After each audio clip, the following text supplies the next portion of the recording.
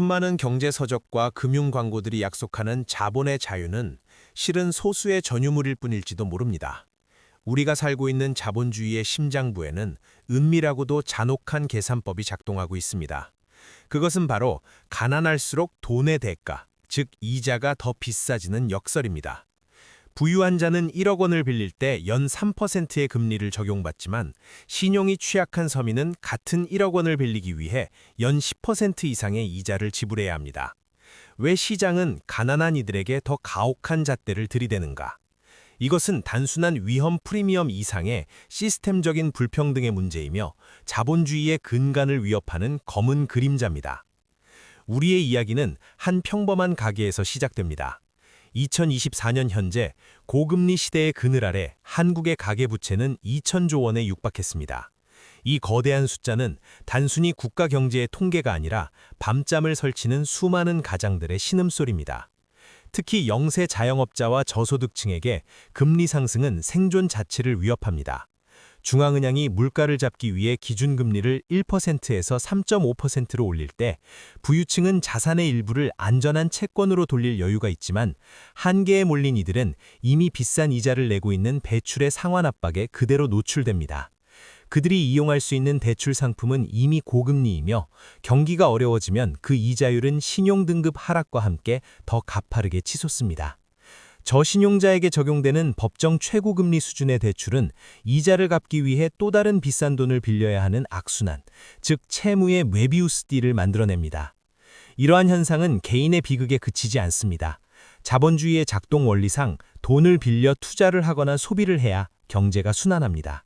그러나 고신용자에게는 낮은 비용으로 자본이 공급되어 부의 축적을 가속화시키는 반면 저신용자는 애초에 자본 접근성이 낮거나 접근하더라도 터무니없이 높은 비용을 지불해야 합니다. 이것은 가난한 이들이 경제 성장의 혜택에서 소외되도록 설계된 일종의 구조적 착취와 같습니다. 고금리 대출은 그들의 소비 여력을 위축시키고 결국 내수 경기에 찬물을 끼얹습니다. 이처럼 더 비싼 돈의 역설은 미시적으로는 가계의 파산을, 거시적으로는 부와 빈곤의 양극화를 심화시키는 원인이 됩니다. 우리가 지금부터 탐사할 자본주의의 검은 계산법은 바로 이 구조의 심층부에 있습니다. 과연 이 시스템은 누구를 위해 설계되었고 그 피해는 왜 항상 약자의 몫으로 돌아가는 것일까요? 이러한 불평등의 근본적인 징후는 바로 유동성의 흐름에서 포착됩니다.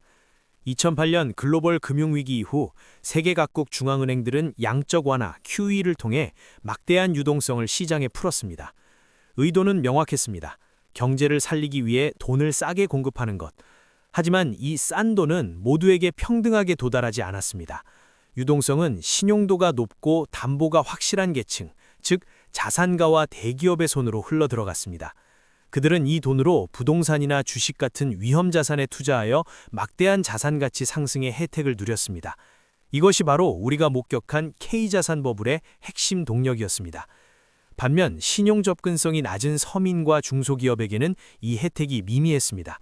그들에게 여전히 적용되는 금리는 중앙은행의 기준금리 인하폭만큼 낮아지지 않았거나 혹은 이미 높아진 가계부채와 영세한 사업 환경 때문에 추가 대출 자체가 위험한 선택이었습니다.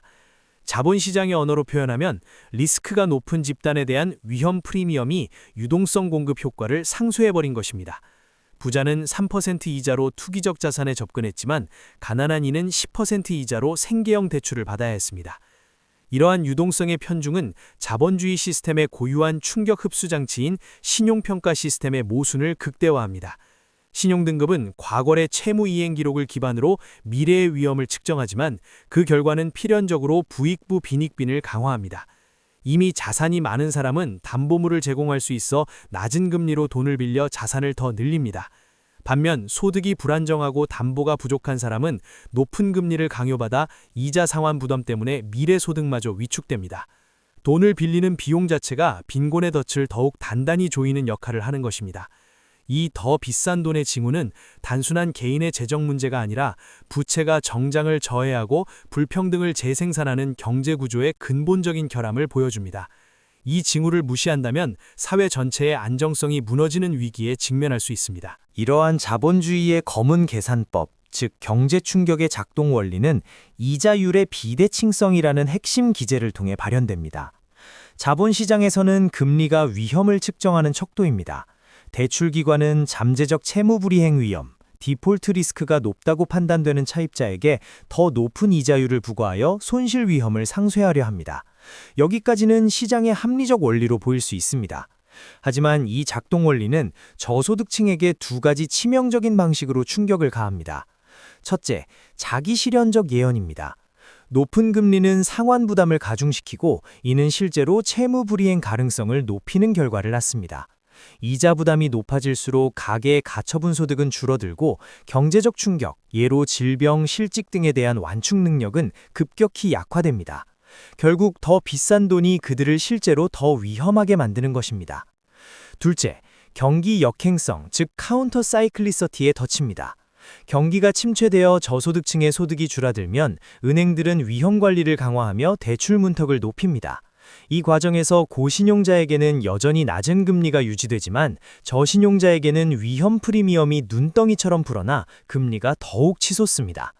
저소득층은 경제적으로 가장 어려울 때 가장 비싼 비용으로 돈을 빌려야 하는 모순에 직면합니다. 이러한 작동 원리는 신용 부도스와프 프리미엄과 같은 금융지표에도 반영됩니다. CDS 프리미엄은 특정 채권이나 국가의 부도 위험을 나타내는데 이는 대출 시장에서 개인의 신용 위험에 부과하는 프리미엄과 본질적으로 같습니다. 국가 신용도가 낮은 나라가 더 높은 이자율, 즉 더 비싼 돈으로 국채를 발행하듯이 가난한 개인은 더 높은 금리로 대출을 받습니다. 자본주의는 위험에 대한 정당한 대가를 요구하지만 그 과정에서 이미 취약한 계층의 미래 성장 잠재력까지 미리 징수함으로써 불평등의 고리를 영구화하는 잔인한 계산법을 숨기고 있습니다.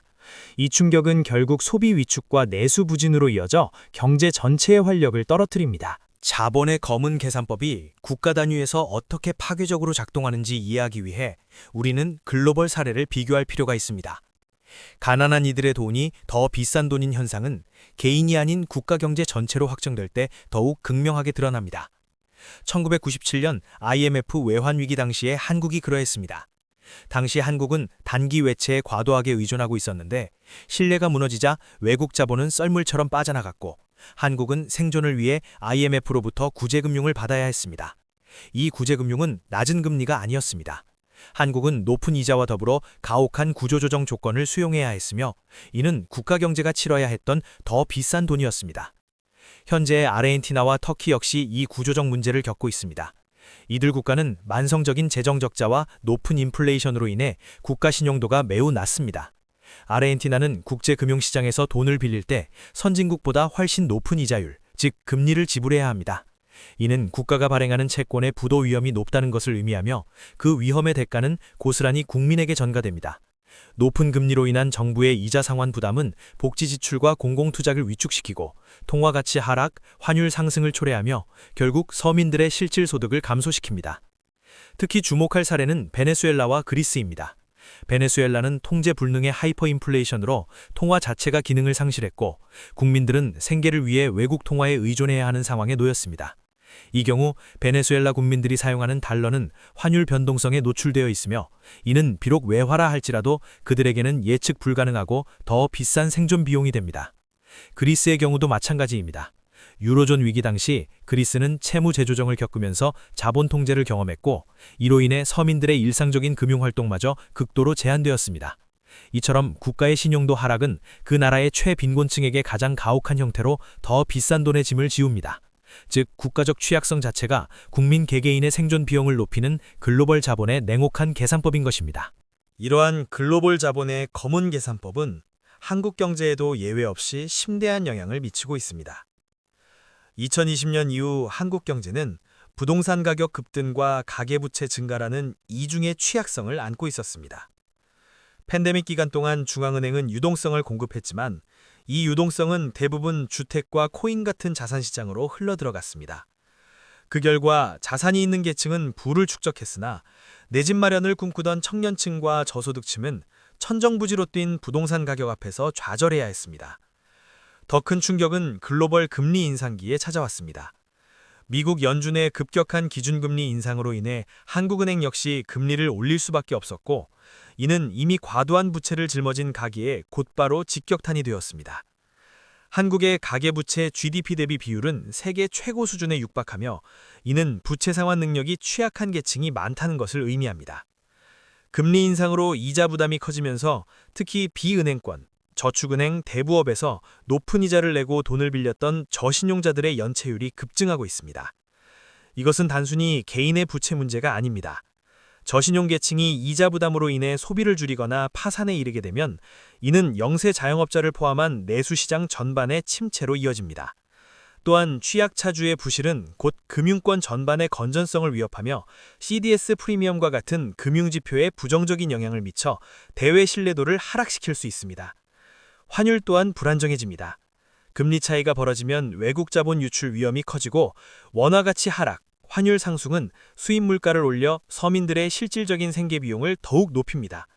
결국 자본주의의 검은 계산법은 한국 사회 내에서 부채의 늪에 빠진 가난한 이들의 고통을 증폭시키고 나아가 국가 경제의 거시적 안정성까지 위협하는 구조적 리스크로 작용하고 있습니다. 이러한 시스템적 위협 앞에서 정부와 중앙은행은 대응 전략을 세우지만 그들의 정책마저도 이 검은 계산법의 딜레마를 완전히 해소하지 못합니다. 중앙은행의 역할은 물가 안정과 금융 안정이라는 두 마리 토끼를 잡는 것입니다. 현재와 같은 고물가 상황에서 중앙은행이 기준금리를 인상하는 것은 물가를 잡기 위한 전공법이지만 이는 동시에 취약차주들의 이자 부담을 가중시켜 금융 안정성을 해치는 역설을 낳습니다. 정부 역시 부채 문제를 해결하기 위해 채무조정 프로그램이나 정책 금융 지원을 확대합니다. 예를 들어 저소득층을 위한 햇살론이나 새희망홀씨 같은 상품이 대표적입니다. 그러나 이러한 정책 금융은 두 가지 한계를 가집니다. 첫째, 도덕적 해이 논란입니다. 과도한 채무 조정을 시행할 경우 성실하게 상환하는 사람들과의 형평성 문제가 제기될 수 있습니다. 둘째, 규모의 한계입니다. 정책 금융의 지원 규모는 2,000조 원에 달하는 전체 가계부채에 비하면 극히 미미하며 일시적인 숨통을 틔워줄 뿐 구조적 문제를 해결하지 못합니다. 특히 정부가 취약차주 지원을 위해 금리 인하를 유도하면 금융기관들은 리스크 관리를 이유로 저신용자 대상 대출을 더욱 축소하게 됩니다. 이른바 신용경색 현상이 발생하여 정부의 의도와 달리 비싼 돈이 필요한 취약계층이 제도권 금융에서 완전히 배제되는 결과가 초래됩니다. 결국 이들은 사금융이나 불법 채널로 내몰리게 되면서 더 비싼 돈의 늪에 더 깊이 빠집니다.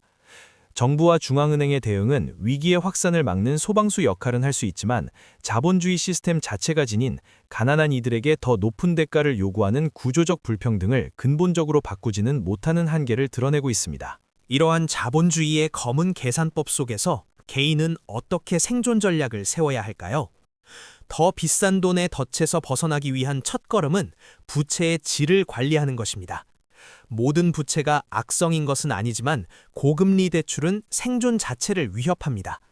현재 자신이 지고 있는 모든 부채의 실효금리를 정확히 파악해야 합니다.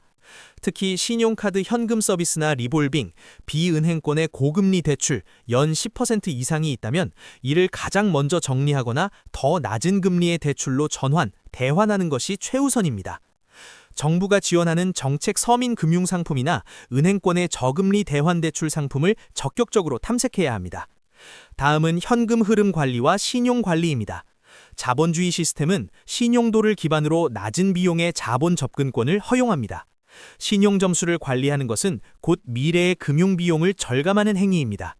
연체 없이 대출 이자를 성실하게 상환하고 신용카드 사용액 대비 결제액 비율을 일정 수준으로 유지하는 등 기본적인 금융 습관을 철저히 지켜야 합니다. 동시에 불필요한 소비를 줄여 현금 흐름을 안정시키고 이자 상환 능력을 확보해야 합니다. 마지막으로 자본소득의 이해입니다. 부자들의 돈이 더 싸다는 것은 그들이 낮은 비용으로 돈을 빌려 자산에 투자함으로써 인플레이션과 경제성장의 과실을 누리기 때문입니다.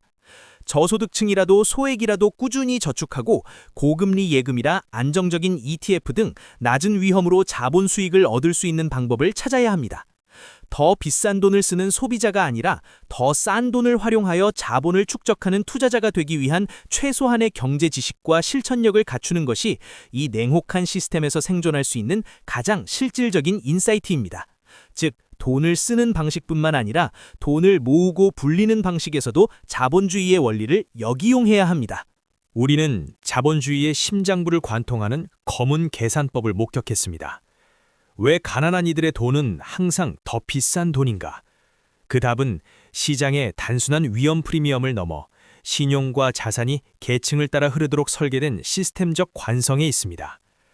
부채는 가난한 이들에게는 생존의 짐이자 성장의 족쇄로 작용하지만 부유한 이들에게는 더 큰 부를 창출하는 레버리지의 도구로 활용됩니다. 이 비대칭성은 경제적 격차를 영우히 심화시키는 근본적인 원천입니다. 그러나 절망할 필요는 없습니다. 이 다큐멘터리가 던지는 궁극적인 메시지는 이 시스템을 이해하는 것이 곧 시스템을 극복할 수 있는 첫 번째 열쇠라는 점입니다. 개인의 생존 전략이 필수적이라면 사회 전체의 지속 가능성을 위해서는 구조적 변화가 요구됩니다. 정부와 금융기관은 단순히 취약계층에게 빚을 판감해주는 방식이 아닌 그들이 더 싼 돈에 접근할 수 있는 포용적 금융 인프라를 구축해야 합니다. 혁신적인 신용평가 모델을 도입하여 과거의 부채 기록뿐 아니라 미래의 잠재력을 반영함으로써 성실하지만 자본이 부족한 이들에게 기회를 제공해야 합니다. 결국 자본주의는 효율성을 극대화하는 시스템이지만 동시에 인간의 존엄성과 사회적 공정성을 훼손하지 않도록 끊임없이 감시하고 교정해야 할 대상입니다. 우리는 모두 이 냉혹한 경제 게임의 플레이어입니다. 이 게임에서 더 비싼 돈이라는 불공정한 규칙에 영원히 갇힐 것인지 아니면 이 계산법을 꿰뚫어보고 자신만의 생존 전략과 함께 더 공정한 시스템을 요구하는 주체로 설 것인지 그것은 이 다큐멘터리를 시청한 당신의 선택에 달려 있습니다. 부와 빈곤의 경계는 결국 돈의 대가를 누가 지불하는가에 의해 결정됩니다. 당신의 금융 지식이 곧 당신의 미래 자본입니다.